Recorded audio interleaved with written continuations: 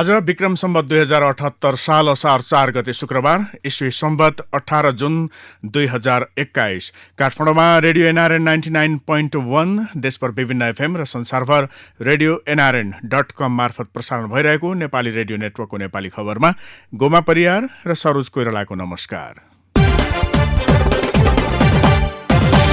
सर्वोच्चमा राष्ट्रपति, प्रधानमन्त्री र सभामुखको आआफ्नै दाबी सहितको जवाफ। कांग्रेस महाधिवेशन सरेको सरे, पार्टी एकताको लागि लचिलो बन्दै एमालेको नेपाल समूह।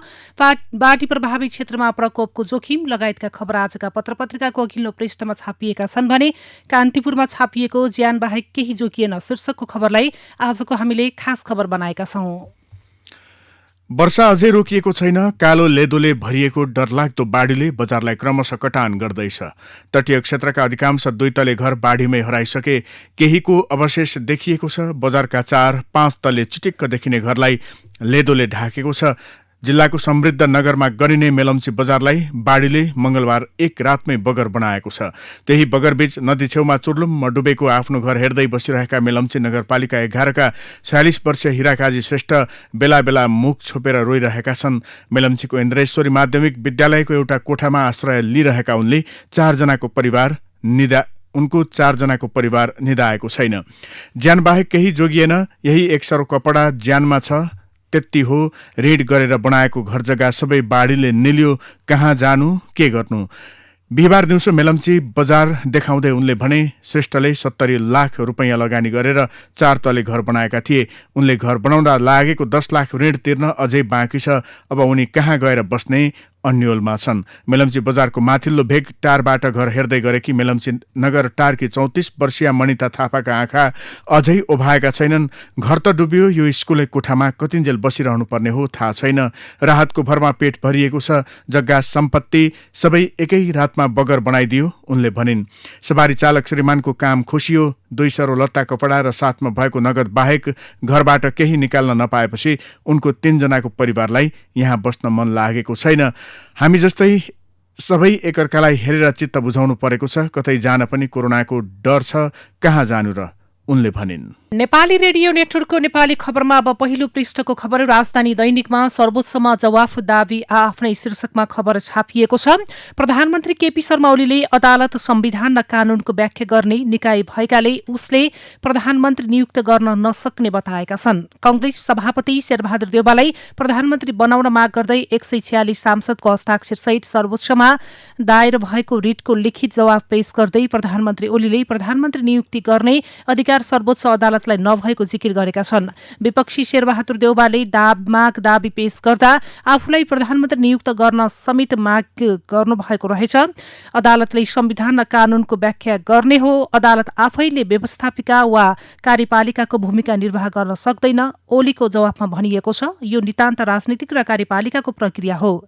संविधानको धारा 76ले प्रधानमन्त्री नियुक्ति गर्ने अधिकार राष्ट्रपति बाहेक कसैलाई दिएको छैन। प्रधानमन्त्री ओलीले संविधानको धारालाई कोट गर्दै यसलाई पुष्टि समेत गर्न खोजेका छन्। धारा 76को उपधारा 5 बमोजिम नियुक्त नभएको कुनै व्यक्तिले प्रतिनिधि सभामा विश्वासको मत पाउने अवस्था थियो वा थिएन भने परीक्षण प्रतिनिधि सभा वा अदालतमा हुने कुनै परिकल्पना गरेको छैन। प्रधानमन्त्रीले दिएको जवाफमा भनिएको छ, 2019 सालको संविधान वा 63 सालको संविधानमा जस्तो प्रधानमन्त्रीलाई निर्वाचन गर्ने व्यवस्था विद्यमान संविधानमा राखिएको छैन। यस्तोमा विपक्षीले रिट निवेदनमा उल्लेख गरेको जस्तो संसदीय विशेषाधिकारको प्रश्न समेत प्रस्तुत मुद्दामा आकर्षित हुन सक्दैन। यस्तै ओलीको जिकिर भन्दै बुदागत रूपमा लेखिएको छ, संविधानले बहुदलीय प्रणाली अंगीकार गरेको हो, निर्दलीयताको परिकल्पना गरेको छैन। दलीय अनुशासन उल्लङ्घन गर्ने छुट कुनै सांसदलाई छैन। प्रधानमन्त्री नियुक्तिमा दलीय निर्देशन लागू नहुने र व्हिप जारी नहुने तर्क संविधान विपरीत छ। देउवा प्रधानमन्त्री भए एमाले सत्तापक्षी हुने वा प्रमुख प्रतिपक्षीय दल हुने। वैकल्पिक सरकार गठन हुन सक्ने अवस्था थिएन र छैन। प्रधानमन्त्रीले धारा 76(4) बमोजिम विश्वासको मत लिनै पर्ने र सो नभई धारा 76 को उपधारा 5 को प्रक्रिया क्रियाशील नहुने भन्ने दाबी गलत। यता कान्तिपुर दैनिकले राष्ट्रपति प्रधानमन्त्री र सभामुखको सर्वोच्चलाई जवाफ शीर्षकमा खबर छापेको छ। राष्ट्रपतिको निर्णय न्यायिक पुनरावलोकन हुँदैन, प्रधानमन्त्री नियुक्तिको आदेश दिन मिल्दैन, राष्ट्रपति र प्रधानमन्त्रीको कदम गैर संवैधानिक भन्दै मुख्य बुँदागत रूपमा कान्तिपुरले क्रमशः राष्ट्रपति, प्रधानमन्त्री र सभामुखको जवाफमा रहेको यो अंश हाइलाइट गरेर छापेको छ। राष्ट्रपति कार्यालयले राष्ट्रपतिको स्वविवेकमा हुने निर्णयमा न्यायिक पुनरावलोकन हुन नसक्ने दावी गरेको छ। उता प्रधानमन्त्री केपी शर्मा ओलीले अदालतले कंग्रेस सभापति शेरबहादुर देउवालाई प्रधानमन्त्रीमा नियुक्त गर्न आदेश दिन नहुने भन्दै सर्वोच्च अदालतमा लिखित जवाफ पेश गरेका छन्। सभामुख अग्नि सापकोटाले राष्ट्रपति विद्यादेवी भण्डारी एवं प्रधानमन्त्री केपी शर्मा ओलीले गैर संवैधानिक कदम चालेको आरोप लगाएका छन् भन्दै कान्तिपुरले छापेको छ। यता नयाँ पत्रिकामा सर्वोच्चलाई सभामुखको जवाफ भन्दै छापेको छ। दाबी मतको परीक्षण गर्ने प्रतिनिधि सभाले हो, राष्ट्रपतिले होइन भन्दै उपशीर्षकमा छापिएको छ। एकमा संविधानको धारा 76(3) बमोजिमको प्रधानमन्त्रीमा नियुक्त भएपछि धारा 76(4) बमोजिम 30 दिनभित्र प्रतिनिधि सभाबाट विश्वासको मत लिनुपर्छ, तर प्रधानमन्त्री केपी ओलीले विश्वासको मत लिएनन्। यस्तै 2 मा राष्ट्रपतिलाई विश्वासको मत प्राप्त गर्न सक्ने आधारको परीक्षण गर्ने अधिकार धारा 75 र 66 ले दिएको छैन, यसकारण पनि राष्ट्रपतिको निर्णय गैर संवैधानिक छ। 3 मा रहेको छ संविधानको धारा 76 को उपधारा 5 अनुसार वैकल्पिक सरकार गठनका लागि वस्तुगत आधार सहित प्रतिनिधि सभामा प्रतिनिधित्व गर्ने बहुमत सदस्यहरूले राष्ट्रपति समक्ष दाबी पेश गर्दा पनि प्रधानमन्त्री नियुक्त नगरिनु संविधान विपरीत कार्य हो। यस्तै 4 मा छ प्रधानमन्त्रीबाट दूषित मनसाय पूर्ति गर्न संसदलाई बिजनेस नदिएर सार्वभौम संसदको आवश्यकता नै छैन भन्ने पुष्टि गर्ने दुष्प्रयास गरियो। प्रधानमन्त्री जन्माउने संसदप्रति यतिसम्मको अनैतिक र संसदीय मूल्य मान्यता विपरीत कार्य कहिले पनि भएको थिएन। 5 मा रहेको छ संसदका अधिवेशनहरू आह्वान, स्थगन र विघटन गर्दा समेत कुनै परामर्श गरिएन, जबकि संसदीय अभ्यास भएका मुलुकहरूमा संसद विघटन गर्दा समेत सभामुखसँग अनिवार्य परामर्श गर्ने गरिन्छ। यस्तै 6 मा रहेको छ संघीय संसदको अधिवेशनको तयारी भइरहेको बेला 8 ज्येष्ठ 2078 मा प्रधानमन्त्रीको सिफारिसमा राष्ट्रपतिद्वारा गरिएको प्रतिनिधि सभाको हठात विघटन असंवैधानिक, अलोकतान्त्रिक, असंसदीय मात्र छैन, न्यूनतम नैतिक मूल्य मान्यता समेतको प्रतिकूल देखिन्छ।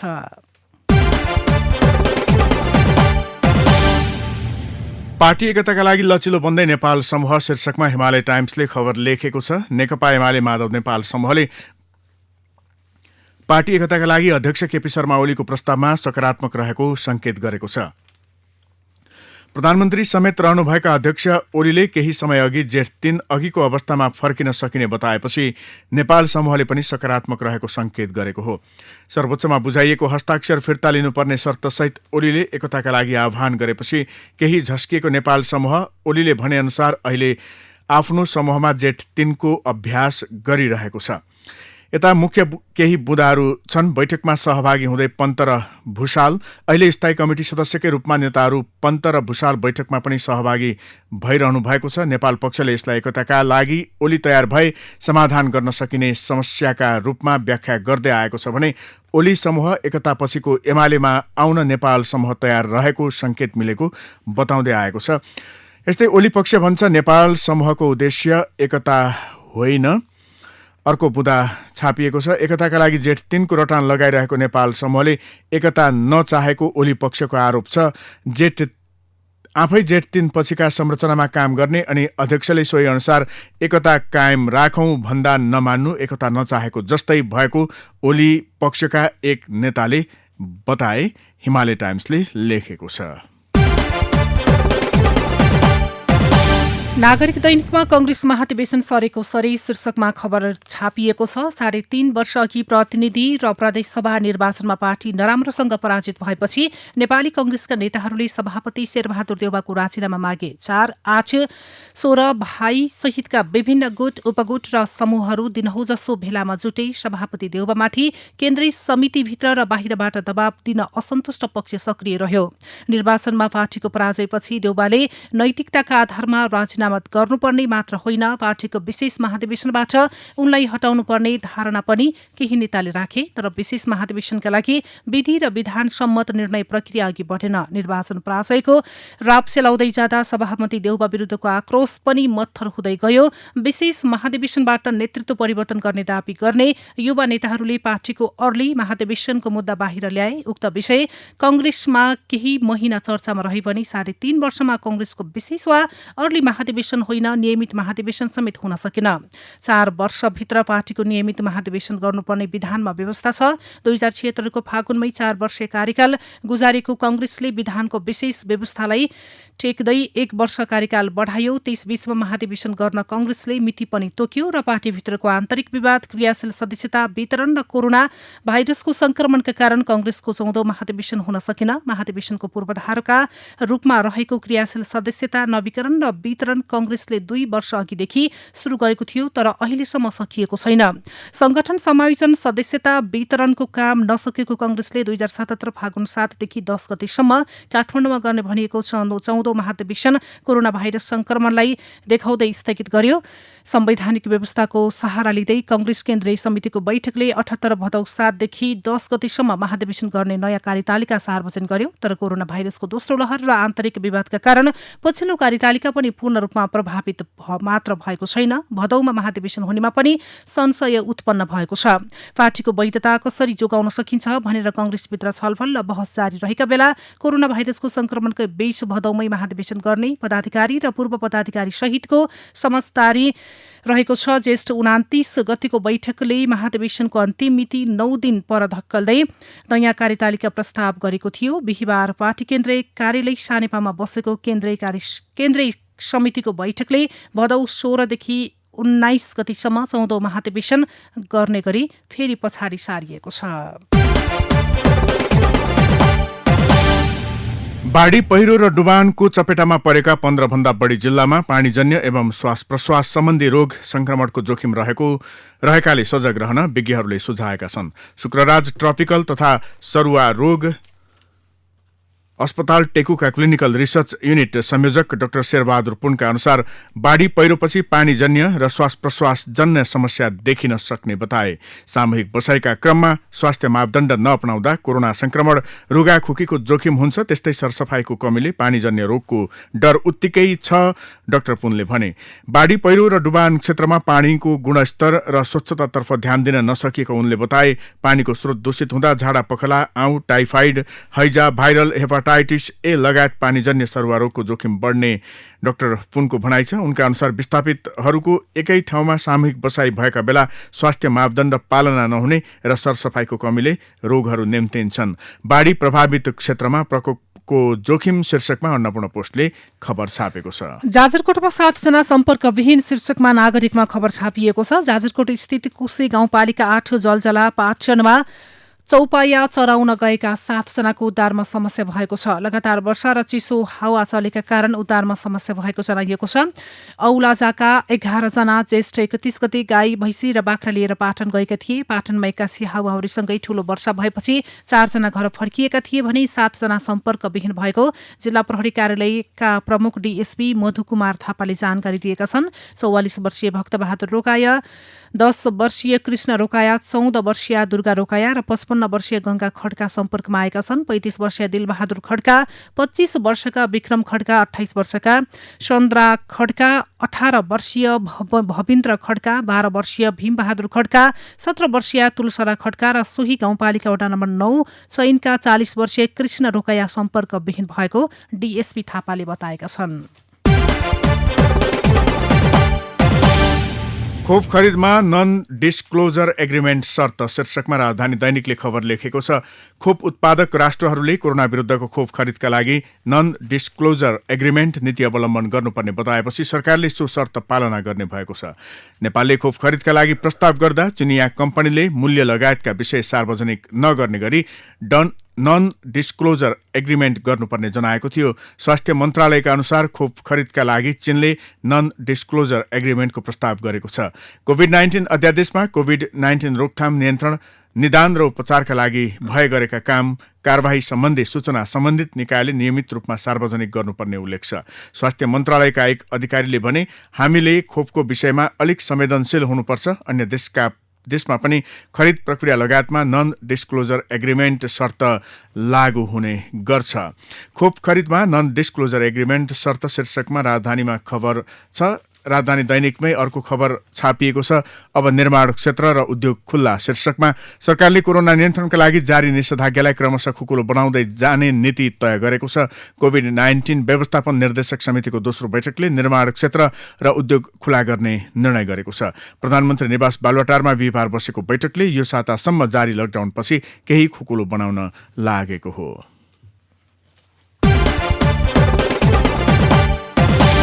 ल्यान्डफिल साइट उद्घाटन कहिले शीर्षकमा नयाँ पत्रिकामा खबर छापिएको छ। पछिल्लो एक दशकमा देशभर साना ठूला हजारौं आयोजना शिलान्यास र उद्घाटन भए। देशका प्रधानमन्त्रीदेखि गाउँका वडाध्यक्षसम्मले रिबन काट्नु तछाट मछाट गरे। तर नुवाकोटको बन्चरे डाँडामा निर्माणाधीन अत्याधुनिक ल्यान्डफिल साइटप्रति कसैले चासो देखाएका छैनन्। 16 वर्षदेखि उद्घाटनको पर्खाइमा रहेको छ। उपत्यकाको फोहोर व्यवस्थापन गर्न सरकारले 2062 जेष्ठमा 3 वर्षभित्र बन्चरे डाँडामा अत्याधुनिक ल्यान्डफिल साइट बनाउने निर्णय गरेको थियो। त्यसका लागि 1790 रोपनी जग्गा अधिग्रहण गरेर करिब 61 करोड मुआवजा पनि बाँडियो। तर 16 वर्ष बित्दा पनि ल्यान्डफिल साइट सम्पन्न हुन सकेको छैन। बन्चरे डाँडामा सामान्य अवस्थामा फोहोर विसर्जन गर्दा 25 वर्ष र स्यानिटरी ल्यान्डफिल गर्दा कम्तीमा 50 वर्षसम्म उपत्यकाको फोहोर व्यवस्थापन गर्न सकिने सरकारको भनाइ छ। यो आवाज हो नेपाली रेडियो नेटवर्कको र तपाईँ सुन्दै हुनुहुन्छ नेपाली खबर। अब भित्री पृष्ठका खबर। सरकारले 1-2 महिनाको अवधिमा 1 करोड भन्दा बढी डोज खोप लिने घोषणा गरे पनि न कुनै देशबाट खोप आउन सकेको छ, न त सम्बन्धित देशले खोप दिने समय तोकेका छन्। प्रधानमन्त्री केपी शर्मा ओलीले भने बुधबार कोभिड-19 संकट व्यवस्थापन समितिको बैठकमा थप 40 लाख खोप ल्याउने एक साताभित्र तयारी भइरहेको बताएका छन्। यस्तै गत 24 घण्टामा नेपालमा कोरोना संक्रमण दर 20% रहेको छ। करिब एक सातादेखि यता नेपालमा संक्रमण दर 19 र 20 को तलमाथि रहेको तथ्याङ्क ल्याएको छ। गत 24 घण्टामा परीक्षण भएका 12,484 वटा नमूना मध्ये 2,607 जनामा संक्रमण पुष्टि भएको छ। थप सहित नेपालमा कुल संक्रमित संख्या 6,40,040 जना पुगेका छन्। ती मध्येमा 3,86,271 जना दोस्रो लहरको अवधिमा संक्रमित भएका हुन्। गत 24 घण्टामा काठमाडौँ उपत्यकामा 570 जनामा संक्रमण पुष्टि भएको छ। जनता समाजवादी पार्टी जसपा नेपालका अध्यक्ष उपेन्द्र यादव पक्षको बैठकले पार्टीको आधिकारिकताका लागि निर्वाचन आयोगमा निवेदन दिने निर्णय गरेको छ। बिहिबार बसेको केन्द्रीय कार्यकारिणी समितिको बैठकले यस्तो निर्णय गरेको जसपाका कार्यकारिणी समितिका सदस्य राम सहाय यादवले जानकारी दिनुभयो। बाढी पहिरोले देशभरका 31 ठाउँमा सडक अवरुद्ध भएकोमा बिहिबार साँझसम्म 15 खण्ड एकतर्फी सञ्चालनमा ल्याइएको छ। सडक विभागले पछिल्लो समय आएको बाढी पहिरोले विभिन्न राजमार्गको 31 सडक खण्ड अवरुद्ध भएकोमा बिहिबार बेलुकासम्म 4 वटा सडक दुईतर्फी खुलाएको जनाएको छ। 12 खण्ड अहिलेसम्म खुलाउन सकिएको छैन। अधिकांश पुरानै कार्यक्रमलाई दोहोर्याउँदै काठमाडौँ महानगरपालिकाले आर्थिक वर्ष 2078-79 को नीति तथा कार्यक्रम सार्वजनिक गरेको छ। 9 नगरसभाको पहिलो बैठकमा सार्वजनिक भएको नीति तथा कार्यक्रममा महानगरपालिकाले कोभिड लक्षित केही कार्यक्रम बाहेक धेरै कार्यक्रम दोहोर्याएको हो।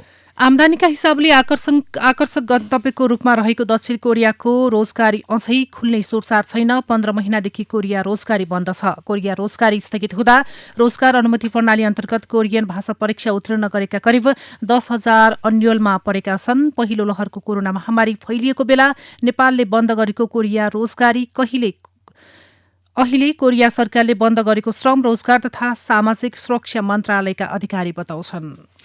वैदेशिक रोजगारीबाट फर्किएपछि अधिकांश युवा बेरोजगार भएका छन्। नेपाली श्रम बजारमा फिट नहुने हुँदा उनीहरू बेरोजगार हुन पुगेका छन्।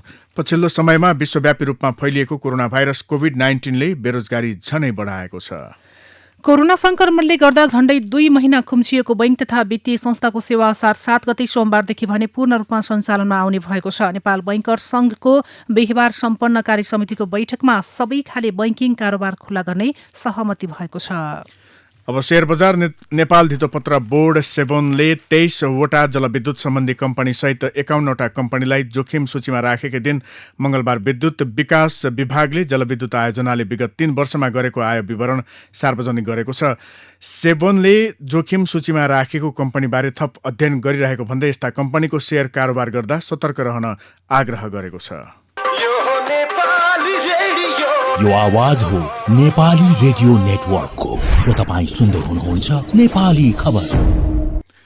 अब विदेशका खबर। चीनले बिहिबार आफ्नै अन्तरिक्ष केन्द्र निर्माणका लागि 3 जना अन्तरिक्ष यात्री सहितको सेन्जाओ 12 रकेट प्रक्षेपण गरेको छ। तियानहे नाम दिएको नयाँ अन्तरिक्ष केन्द्र निर्माणमा यी अन्तरिक्ष यात्रीले काम गर्नेछन्। अब खेल खबर। नेदरल्यान्ड्सले 16औं संस्करणको युरोकप फुटबलमा लगातार दोस्रो जित निकालेको छ। गैराती भएको खेलमा अस्ट्रियालाई 2-0 गोल अन्तरले पराजित गर्दै नेदरल्यान्ड्सले लगातार दोस्रो जित निकालेको हो। यस्तै बेल्जियमले उत्कृष्ट पुनरागमन गर्दै लगातार दोस्रो जित निकालेको छ। यस्तै युक्रेनले पहिलो जित दर्ता गरेको छ। रोमानियाको नेसनल एरियानामा भएको खेलमा नर्थ म्यासेडोनियालाई 2-1 गोल अन्तरले पराजित गर्दै युक्रेनले पहिलो जित निकालेको हो।